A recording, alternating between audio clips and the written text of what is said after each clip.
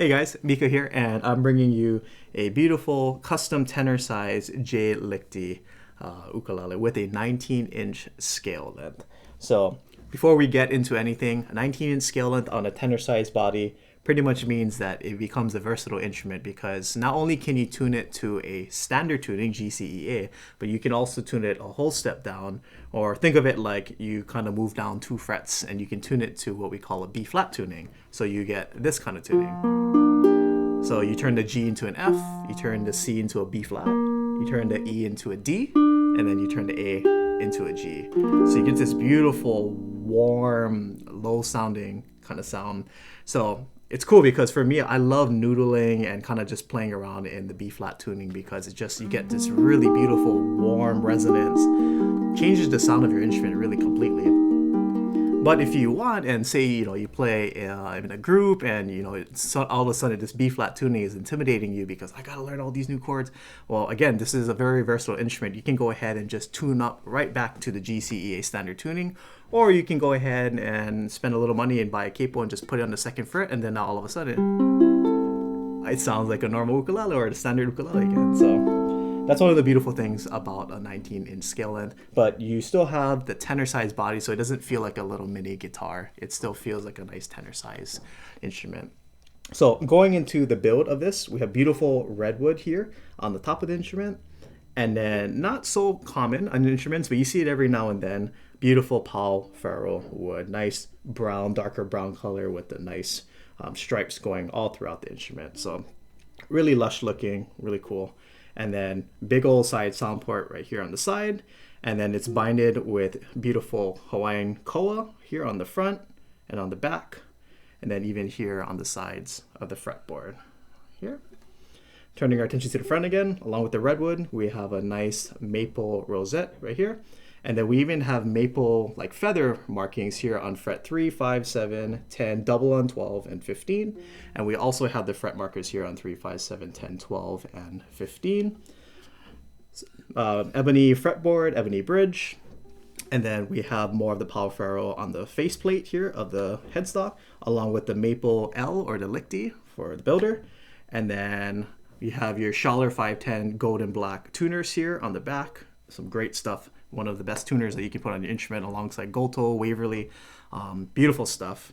And then also this instrument features a 0 fret. So a 0 fret essentially means that even though you have the nut here on the instrument, the string is actually touching and resting on this 0 fret right here. So this is still considered fret 1, 2, 3, and so on, but the strings is actually resting on this extra added fret right here. And some of the advantages that you get from having a 0 fret is that sometimes the nut might be a little too high. So, for those of you who bar a lot on the ukulele, if you ever find yourself barring on an instrument that doesn't have the 0 fret and it just has a nut there, you might find that it can be quite difficult to make a bar chord there, or just pressing down and holding the pressure on any of the first fret of strings.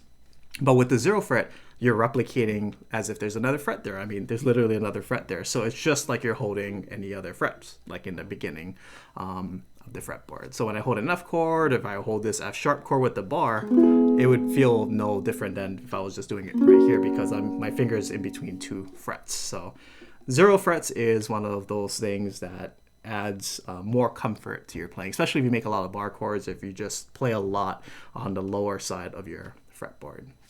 So now going into the sound of this instrument, again, it's in the B flat tuning. You can go ahead, if you bar the 2nd fret, you can all of a sudden get that standard tuning. But for B flat, again, something about the B flat tuning, I just love the resonance. I love how the instrument opens up in a different way because you get these lower tones. So when I play these chords, and again, we don't need to worry specifically what we're playing.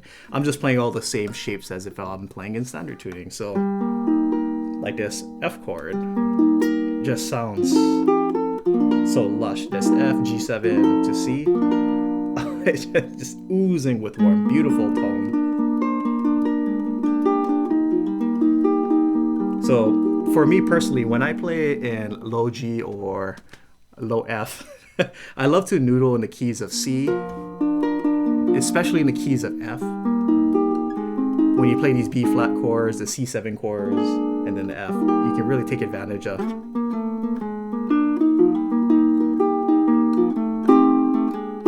can really take advantage of that low G string. When you play in the key of G, you have that open G, so you can get a lot of cool.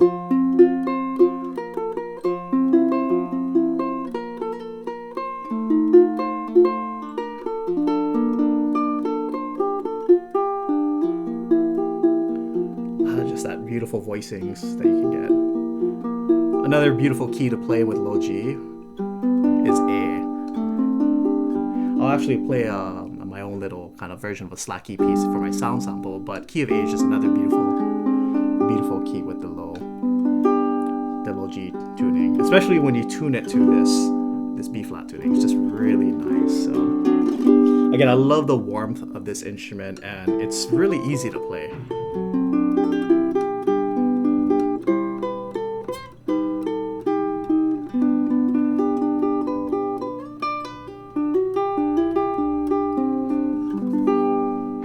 Nice projection too. So let's go ahead and run this for a sound sample. So here we go.